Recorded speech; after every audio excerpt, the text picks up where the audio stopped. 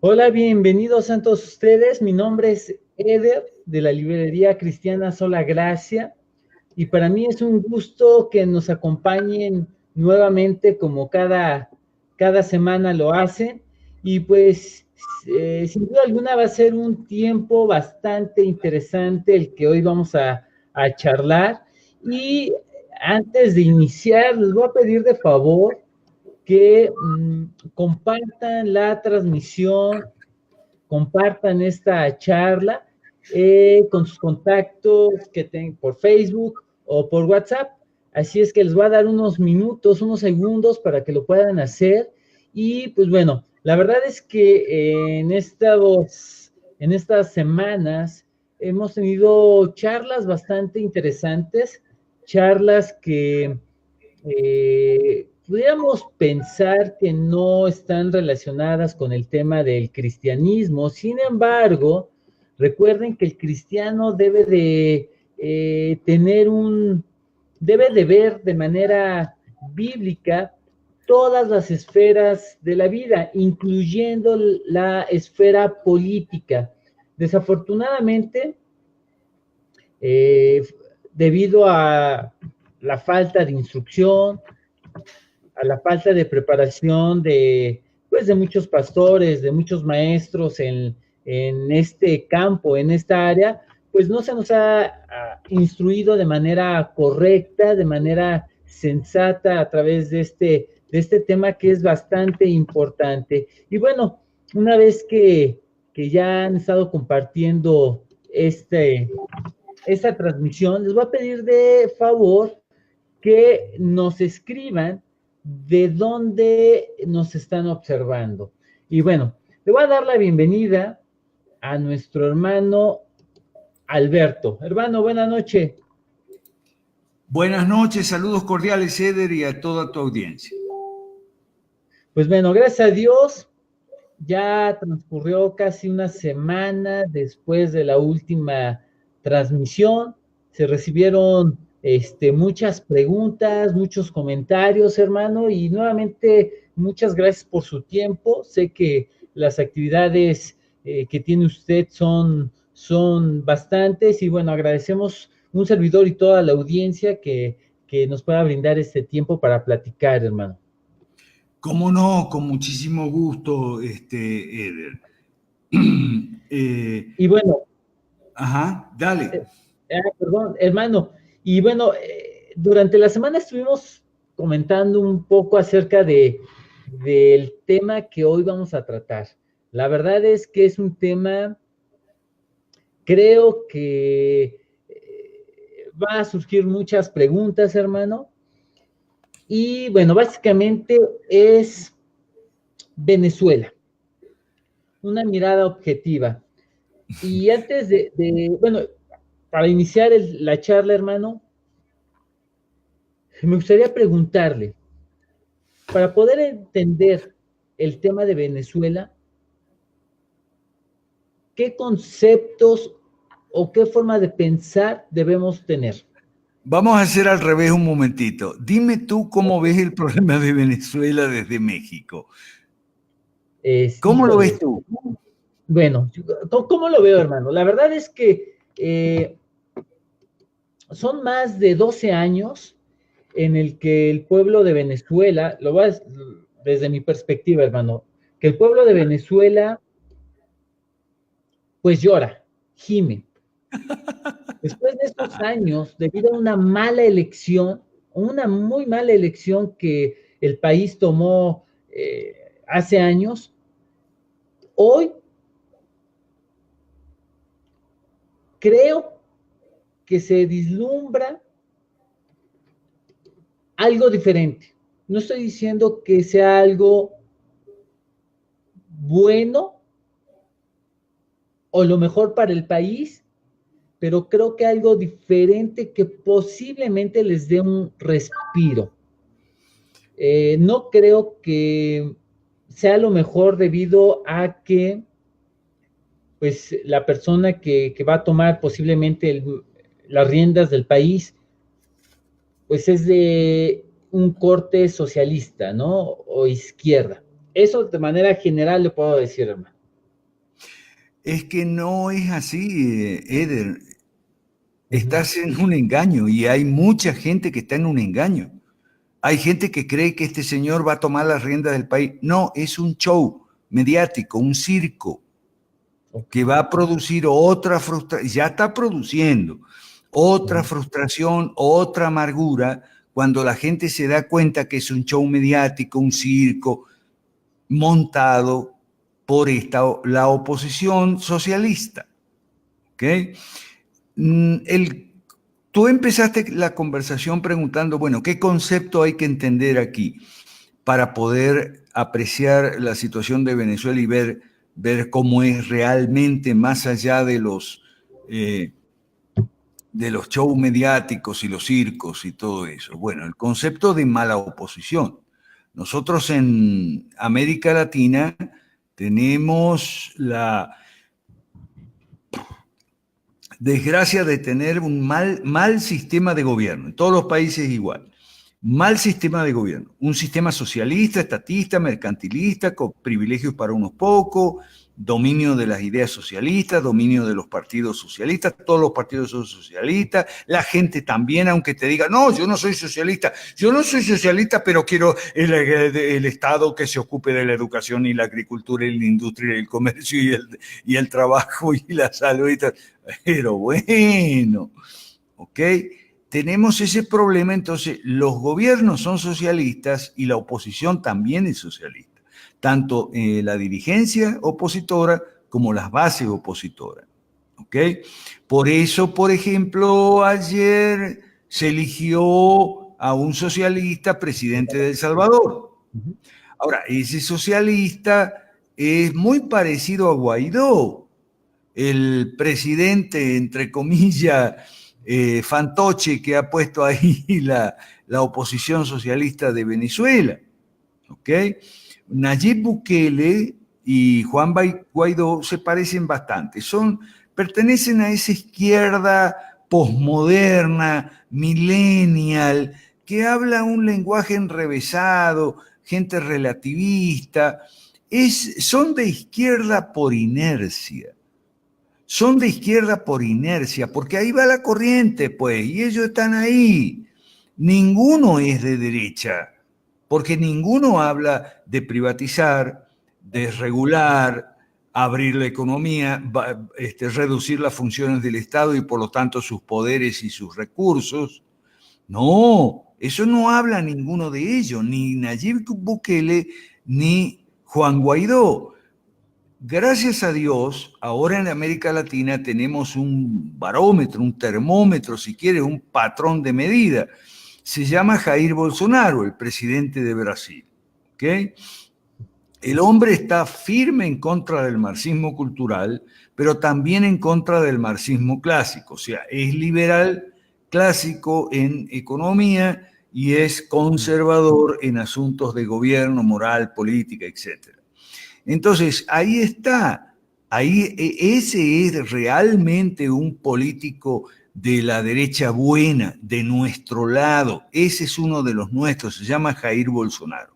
Si usted quiere saber si un Nayib Bukele o un Juan Guaidó es de izquierda o no, pues compárelo con Bolsonaro. No habla como una persona, como Bolsonaro, ni Guaidó ni Bukele. Entonces son de izquierda. Lo que pasa es que son de izquierda residual porque no conocen otra cosa. Son muy ignorantes también. Son ignorantes como tu presidente, Eder, tengo que decirte. Lamentablemente la izquierda está produciendo presidentes cada vez más ignorantes, cada vez más despistados, no tienen la menor idea, demagogos puros. Es que, claro, también el nivel de comprensión de la gente, el nivel mental de la gente está bajando y aumenta considerablemente el grado de infantilismo y de retardo mental en el grueso de la población.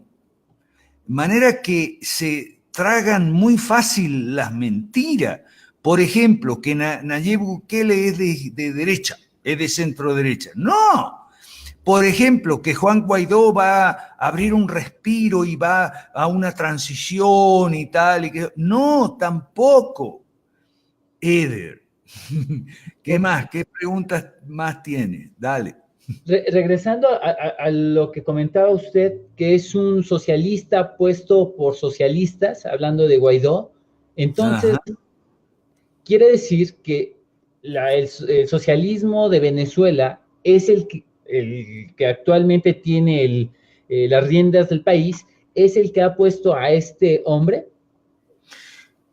No, lo que pasa es lo siguiente, hay que entender dos factores de poder que están en toda la región. El Foro de Sao Paulo, que es más bien ahora el eje La Habana-Caracas, ya pero es la misma gente, el eje La Habana-Caracas, versus la Internacional Socialista Comité Latinoamericano. Entonces, en Venezuela se enfrentan esos dos poderes. El eje La Habana, Caracas, digamos el comunismo, el socialismo duro, el violento, extremadamente totalitario y autoritario, las dos cosas, con el socialismo de la Internacional Socialista que controla a la mitad de la OEA y el Grupo de Lima. ¿Ok? Entonces son dos socialismos enfrentados. Hay que entender algunas cosas, si no, no se ve nada de lo que pasa de la realidad. Hay que entender, primero, la izquierda viene en muchas variedades. Siempre ha sido así. La izquierda viene en muchas variedades, pero el componente, el principio activo es el mismo, socialismo, marxismo clásico, marxismo cultural. Ahora, variedades hay un montón. Estos dos, Nayib Bukele y Juan Guaidó, te los pongo porque son los que están en las noticias, uno presidente de El Salvador y el otro presidente fantoche de Venezuela. ¿Okay? Son muy parecidos, o sea, son gente que viene de familias de izquierda, son gente joven, viene de padre y madre y abuelos de izquierda, no han conocido otra cosa jamás, muy ignorante, repitiendo clichés y cosas, ¿ok? Y muy posmodernos, muy millennial, no se parecen a otras izquierdas como por ejemplo Maduro, o por ejemplo Mujica en Uruguay, o por ejemplo Beatriz Sánchez en Chile, no se parecen a otro tipo de izquierda. Pero es que hay que entender este concepto. La izquierda siempre viene en muchas variedades y además la izquierda nunca se lleva bien entre sí. Siempre las distintas variedades se enfrentan. Solamente se unen si hay un Bolsonaro. O sea, si hay una derecha competente, capaz, clara, articulada, estructurada, con fuerza, capaz de ganar una elección, recién ahí se unen. ¿Ok? Y a regañadiente. Si no, no se unen, y no tienen por qué, porque la desunión es una estrategia de crecimiento. Óigame bien, la desunión entre las izquierdas y las peleas intestinas, o sea, intertribales, son una estrategia de crecimiento. ¿Por qué? Porque así hay para todos los gustos. Claro. Hay variedades para todos los gustos y de todos los colores. Entonces siempre hay clientela, ¿me entiendes? Siempre claro. Hay nichos electorales donde ellos pueden agarrar seguidores, simpatizantes, contribuidores económicos y votos, en última instancia, activistas también y votos.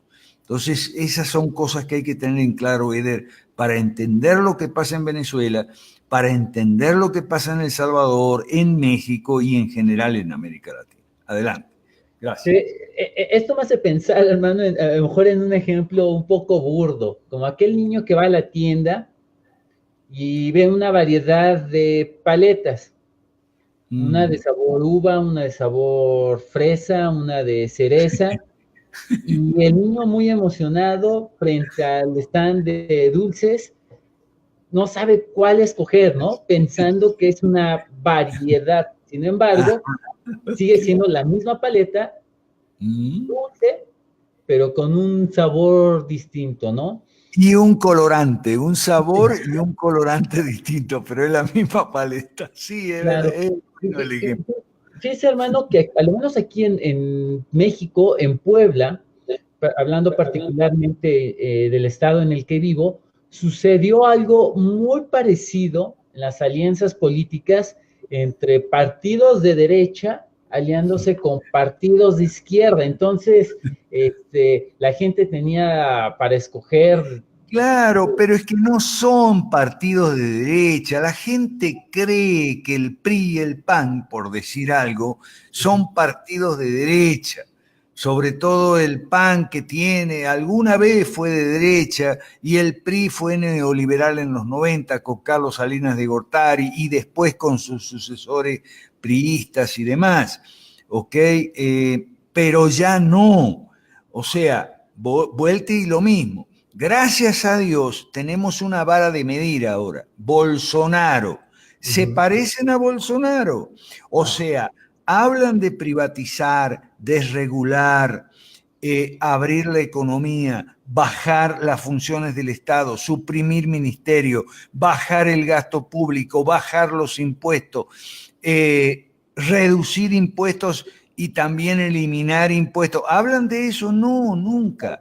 Entonces no son de derecha, son de izquierda, pero la gente cree que son de derecha. Bueno, entonces, por eso es que tenemos aquí la Academia Cristiana de Ciencias Políticas. Yo estoy muy feliz. Hemos lanzado esta semana ya unas charlas y reuniones que vamos a hacer todos los sábados en la mañana para explicarle a la gente cristiana que preste atención a lo que en la Escritura se habla de política y cuál es el diseño político que Dios, nuestro Señor, prescribe en la Escritura y cuál es el que proscribe, es decir, cuál es el que dice que no.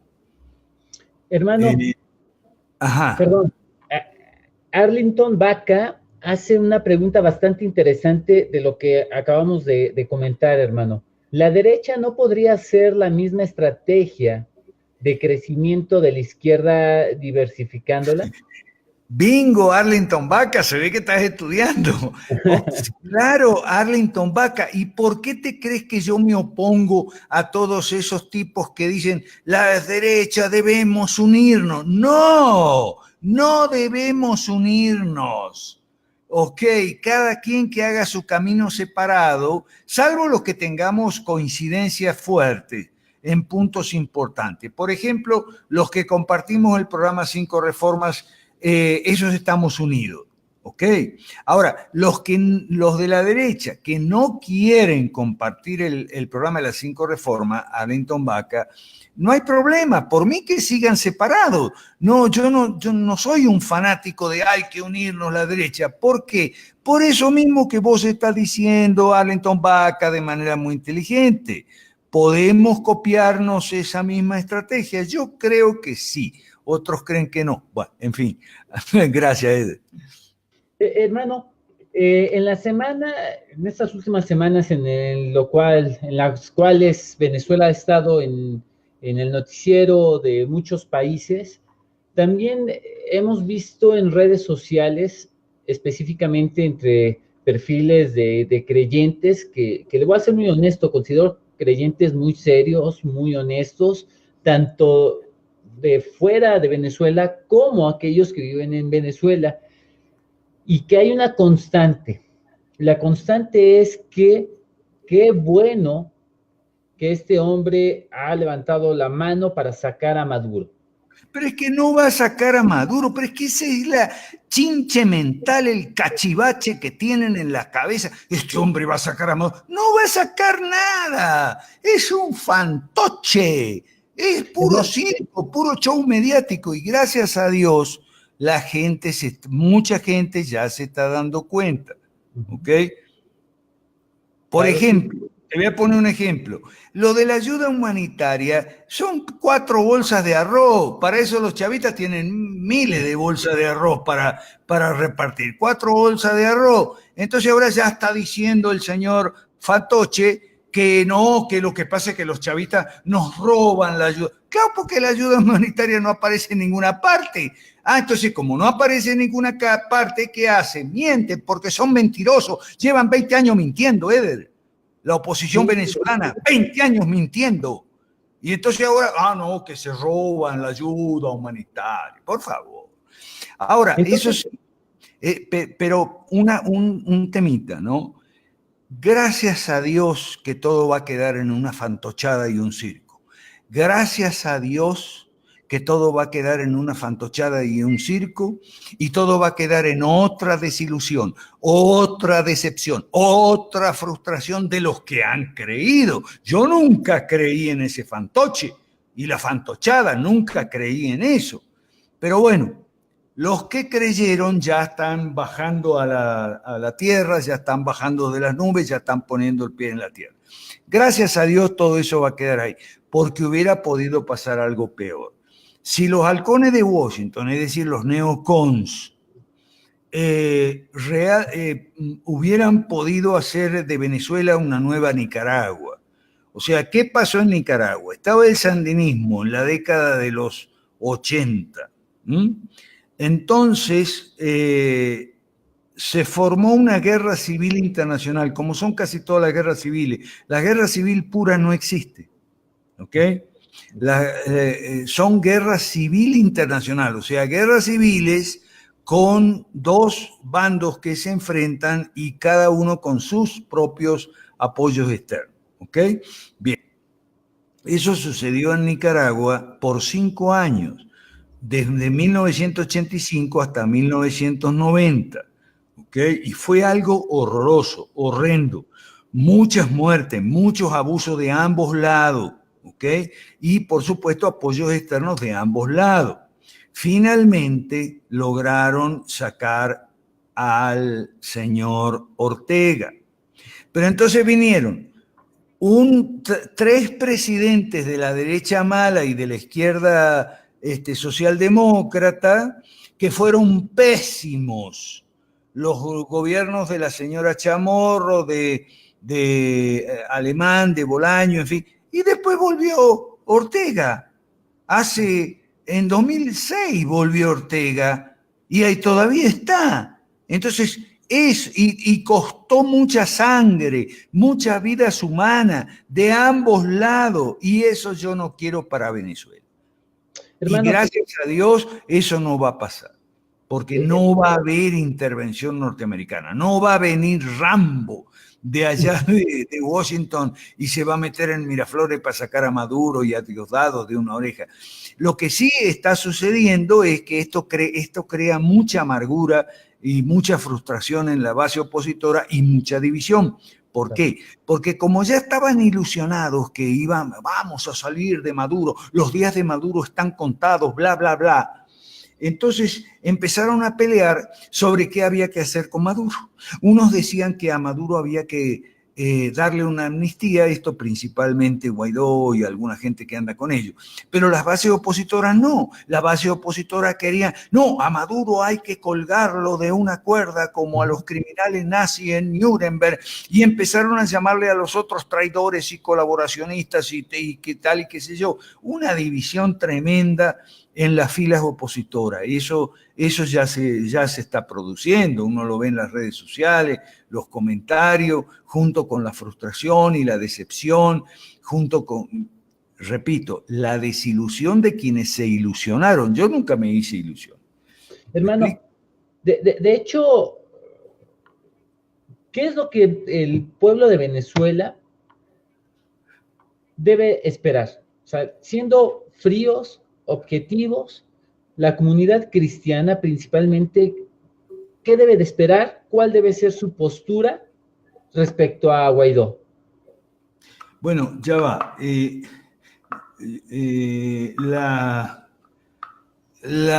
Los cristianos están divididos en Venezuela como en toda América Latina. Hay una considerable masa de cristianos que son socialistas, ¿ok? Se han tragado el cuento de que Jesús fue el primer socialista, no saben que fue Judas, Porque el Evangelio de Juan, revíselo bien, donde dice, habla de un perfume de $400. Entonces, ¿quién fue el que dijo lo mismo que dicen siempre los socialistas? Dice, ¡ay, un perfume tan caro! Se hubiera podido ese dinero usar para los pobres y tal. Ese fue un socialista el que dijo eso. ¿Ok? Fue Judas Iscariote, el primer socialista. Y el apóstol, el evangelista Juan Evangelista, comenta que eso era porque Judas era el tesorero de la congregación y sacaba para sí mismo del fondo común. Esa es la mejor definición o descripción de lo que es un socialista. Se llamaba Judas Iscariote, ahí está en el Evangelio de Juan, usted lo puede mirar. Ahora bien, mucha gente cristiana está embobada y engañada con el socialismo. Y hay otra gente cristiana que apoya a Guaidó y apoya todas estas derecha mala, socialdemocracia y todo eso. Ese es un segundo grupo, digamos. Y hay un tercer grupo en el medio de cristianos, sobre todo pastores y líderes, que dicen, no nos metamos en la política, porque la política divide las iglesias y tal, entonces aquí que no se hable de política. Entonces, bueno, eso es lo que sucede hoy en día con el público cristiano. Por eso nosotros hemos fundado la Academia Cristiana de Ciencias Políticas desde Bolivia para el resto de la región. ¿Okay? Ahora tú me dices, ¿cuál debería ser la posición? Bueno, la posición nuestra, la posición cristiana es la de la Biblia. Gobierno limitado, mercados libres, propiedad privada. Eso es lo que la Biblia enseña y lo que en 2000 años de historia cristiana, 2 milenios,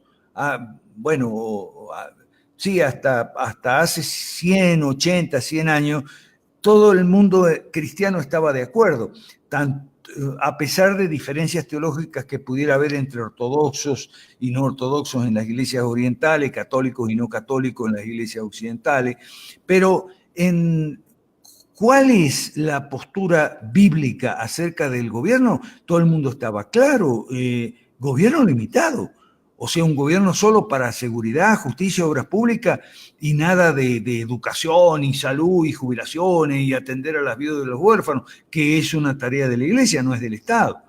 ¿Okay? Hermano, en Venezuela, en Venezuela hay un partido o hay personas que tengan esta perspectiva, que asuman esta postura bíblica en Venezuela? Individualmente sí, hay pastores, hay líderes que están dentro de las filas del movimiento 5 Reforma, otros no. La mayoría sí está con nosotros, nos acompaña en este proyecto, pero todavía somos muy poquitos, esa es la realidad, somos muy poquitos. Pero bueno. Entonces quiere decir que para el tema de Venezuela, y digo, desafortunadamente también para el tema de Latinoamérica en general, debido a que el liberalismo clásico ya no es tan conocido, o no es conocido, mejor dicho, Venezuela debe de esperar, o va a esperar más años en la situación en la que hoy se encuentra. ¿Y yo qué culpa tengo? No, de hecho, que creo que el tema es un tema de corresponsabilidad, ¿no? De aquellos que de alguna manera conocemos el poco o a gran escala el liberalismo clásico, compartirlo con la gente pues, que está a nuestro alrededor para que tenga una cosmovisión correcta de la política hablando bíblicamente, ¿no? Mira, yo en los años 80, fines de los 80, comienzo de los 90, hubo un partido evangélico en Venezuela que se llamaba ORA. Su líder era el pastor Godofredo Marín. ORA significaba Organización Reformada Auténtica o algo así. Bueno, ORA, ¿ok? Era el partido evangélico de Venezuela. Yo estaba ahí adentro. Pero era muy difícil porque los cristianos evangélicos, socialistas, todo. Y en la misma época los católicos también socialistas, los católicos los católicos del centro Gumilla, los jesuitas venezolanos, por cierto, el general de los jesuitas es un venezolano, ese señor Arturo Sosa se llama, promotor del socialismo en Venezuela por décadas y gran responsable de lo que está pasando en Venezuela. Ese señor es el superior de los jesuitas, porque los jesuitas están totalmente cooptados por el comunismo y el socialismo. ¿Okay? Bergoglio lo puso a Sosa de general de los jesuitas.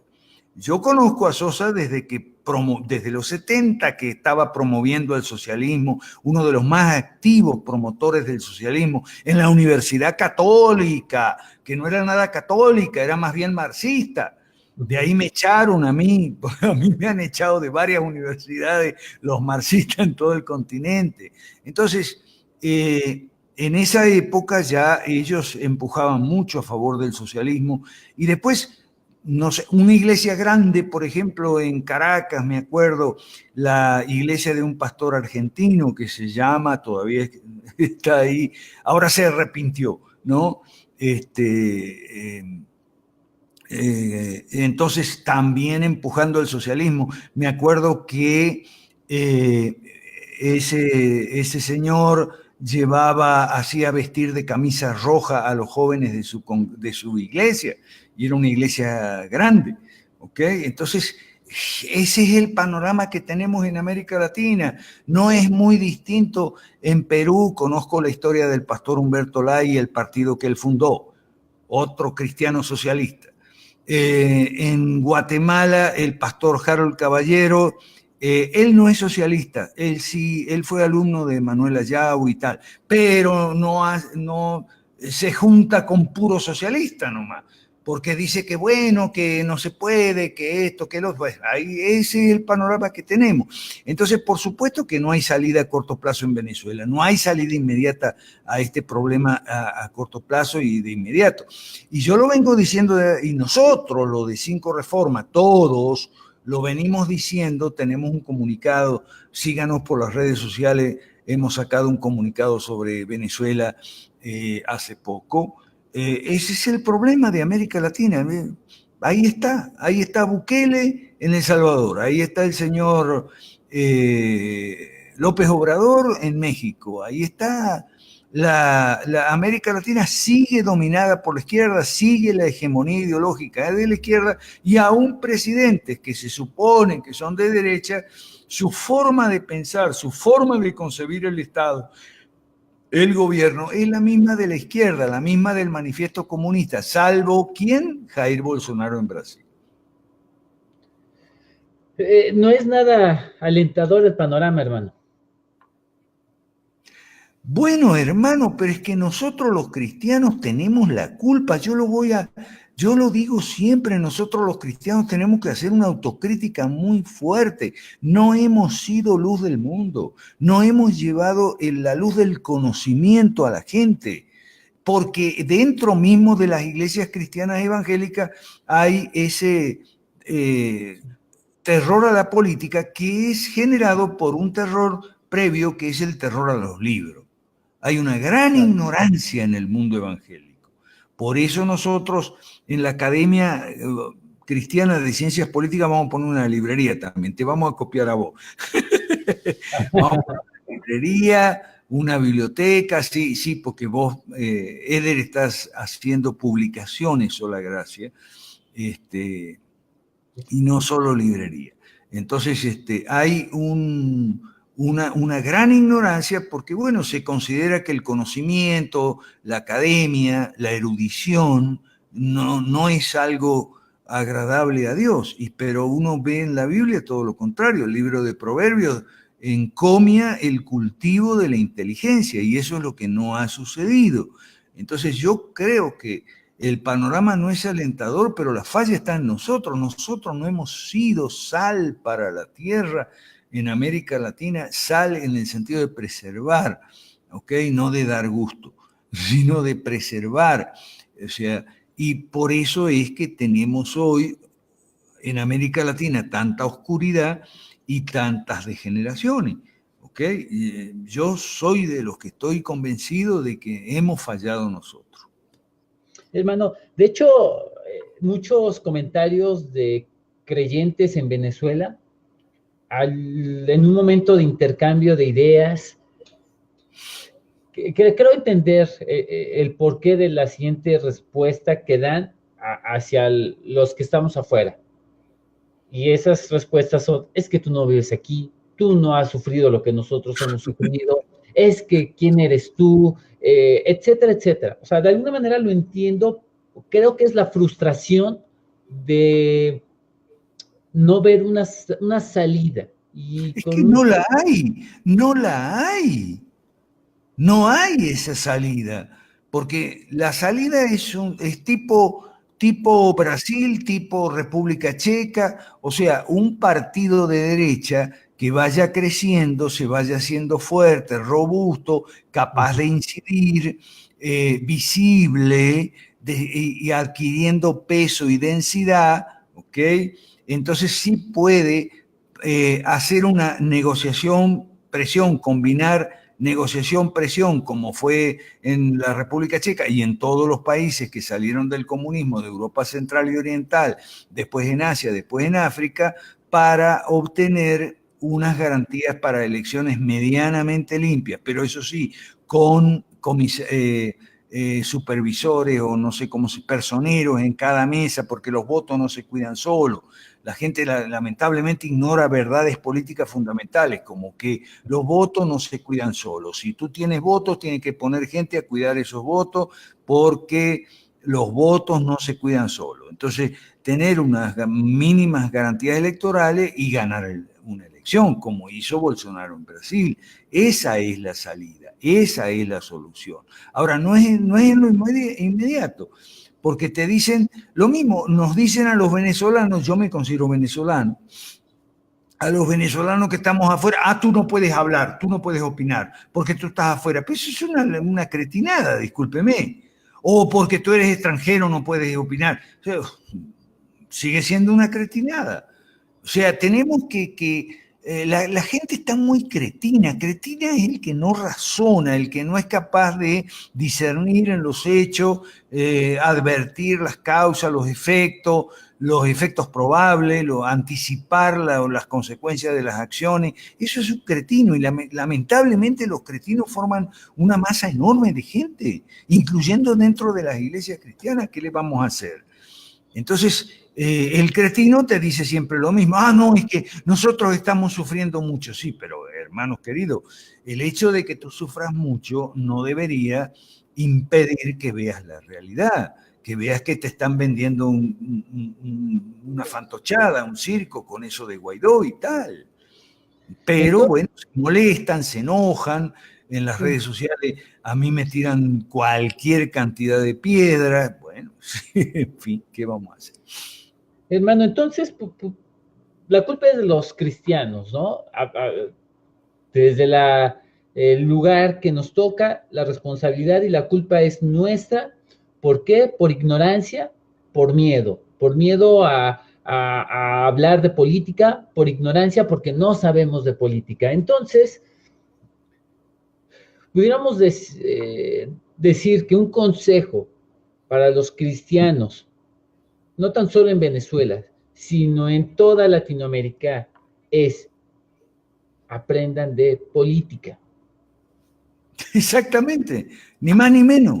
Por eso acabamos de fundar la academia. Y te voy a decir una cosa, el que no entiende de política es mejor que no opine. ¿Ok? Es mejor que no opine. Si quiere opinar, primero que se informe, que se instruya, que lea o que escuche videos o podcasts o audio, lo que sea. Nosotros estamos transmitiendo mucha enseñanza. Que se pongan en contacto con nosotros por las redes sociales, que se instruyan antes de opinar. O sea, en Venezuela había en la época de Pérez Jiménez, que era un dictador de los años 50, el presidente había mandado a hacer unas cajitas de fósforo con un cartelito que decía, infórmese antes de opinar. ¿Okay? Eso es muy sabio. Infórmese antes de opinar. Si no sabe, no opine. Es que es gracioso, yo lo veo en las redes sociales, gente que dice, yo no sé nada de política, pero, y te tira una opinión. Sí, claro. Por lo general disparatada, caprichosa, ¿ok? Pero te tira su opinión, porque es su opinión. Y te dice, yo no entiendo nada de política, pero, y te opina. O yo no entiendo nada de economía, que ese es otro problema. La gente no sabe las verdades fundamentales de la economía, como que la riqueza se produce, como que el petróleo no es riqueza, con que no es cierto que todos los países del mundo están desesperados por apoderarse de Venezuela. O sea, ese tipo de leyendas urbanas, que Venezuela tiene las más ricas reservas en petróleo, lo cual es mentira, no es petróleo, son esquistos bituminosos de la faja del Orinoco, eso es carísimo, ¿ok? Y eso no es rentable, ellos están contando como reservas algo que no debería contarse como reserva. ¿Okay? De hecho, deberían darle gracias a los Estados Unidos, no, pero ahora se van a pelear otra vez con los Estados Unidos los opositores porque no va a haber soldados norteamericanos, no va a haber Green Berets, ni SEAL, ni tropa élite entrando por San Antonio o por Santa Elena de Guairén, no va a haber. Entonces se van a enojar y van a decir, Trump nos traicionó, nos dejó abandonado, bla, bla, bla, bla.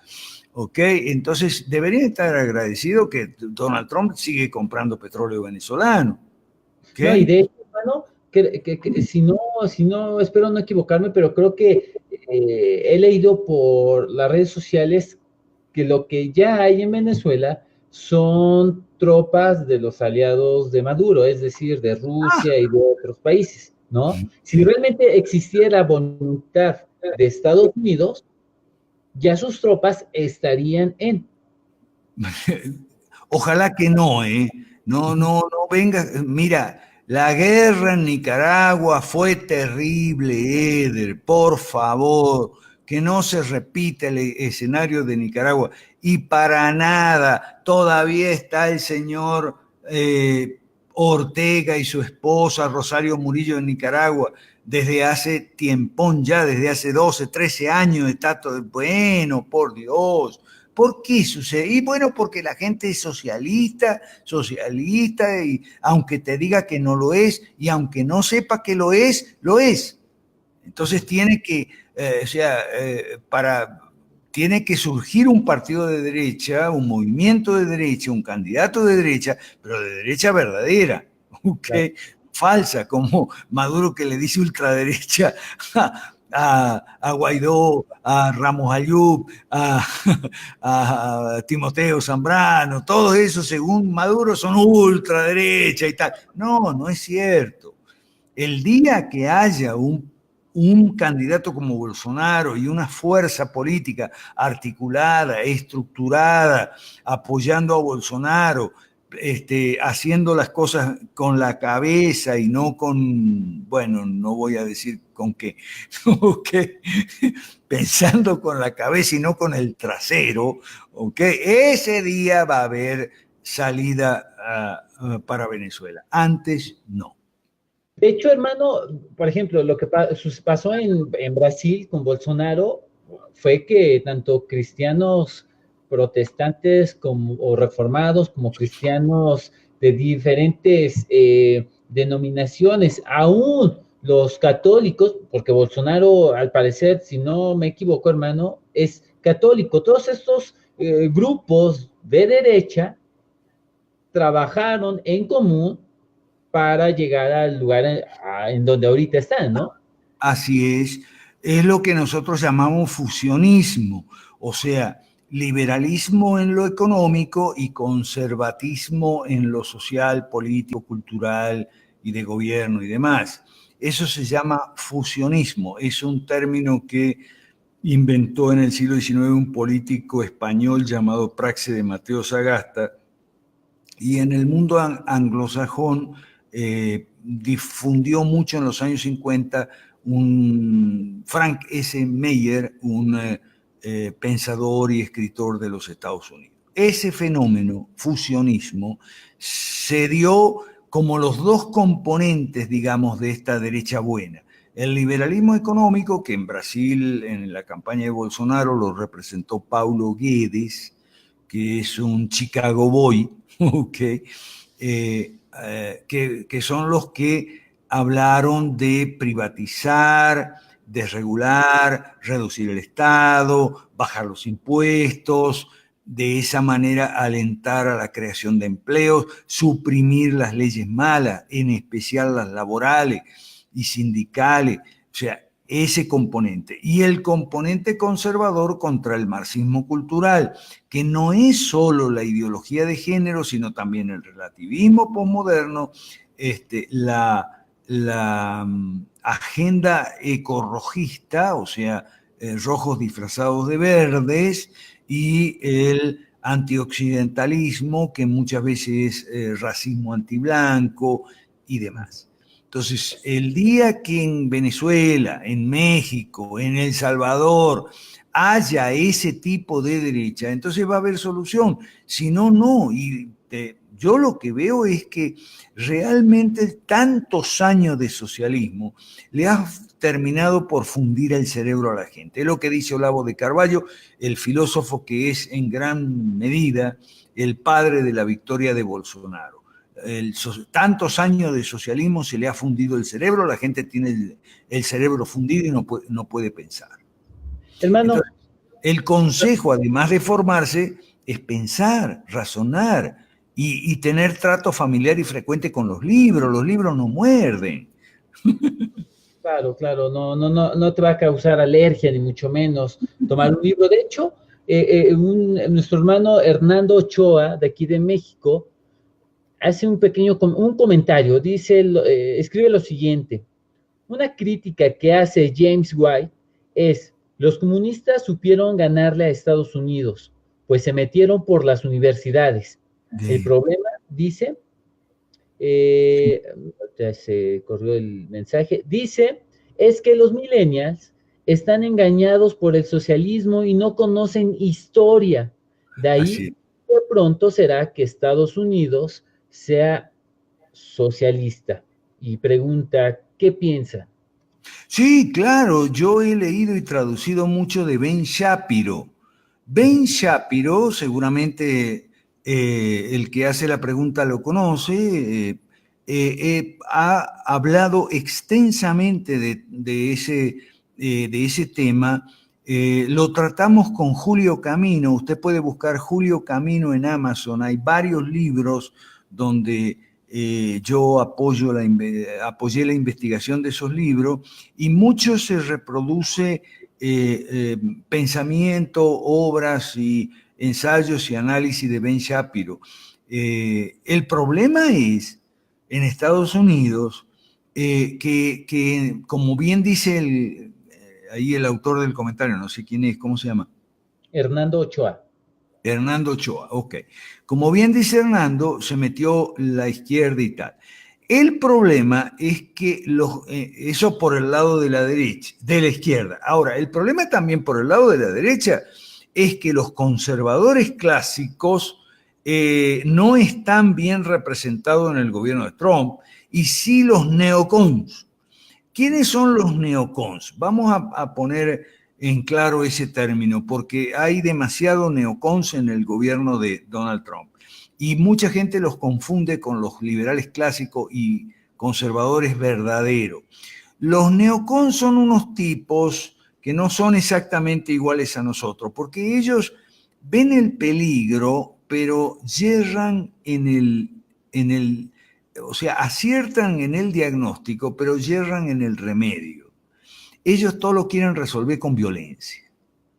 Y la violencia no es para resolver todos los problemas. Ahí en Medio Oriente están enredados, se enredaron en el Golfo, en Irak, en Siria, en Líbano. Están enredadísimos porque ellos siguen la doctrina sionista de que las cosas se arreglan con violencia. No, lo siento.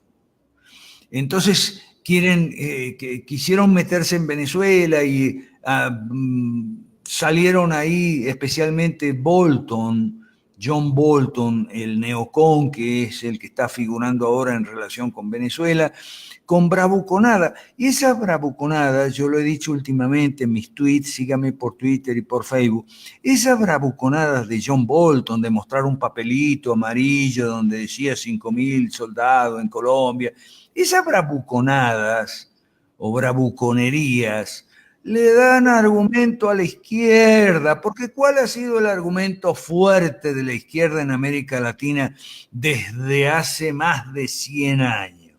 La injerencia norteamericana. Claro.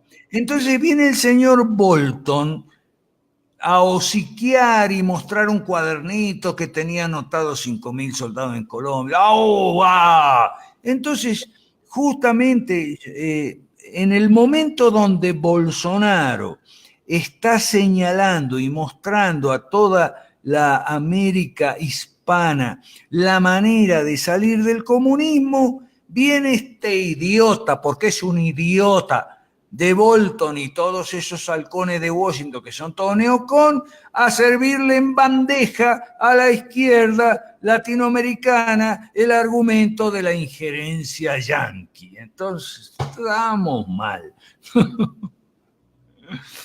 Hermano, de hecho, este tema la verdad da para muchos minutos más. Y hermano, nos vamos a despedir con un último comentario respecto a Venezuela, una mirada objetiva. ¿Cuál sería ese último comentario, hermano? Bueno, especialmente a los cristianos en Venezuela, ¿okay? Que resistan la desinformación, que no crean todo lo que oyen por la radio, por la televisión, o me dijo mi prima que le dijo un cuñado que tiene un amigo coronel, ¿okay? O que lo leyó en Facebook, que lo leyó en Twitter, que no crean la desinformación.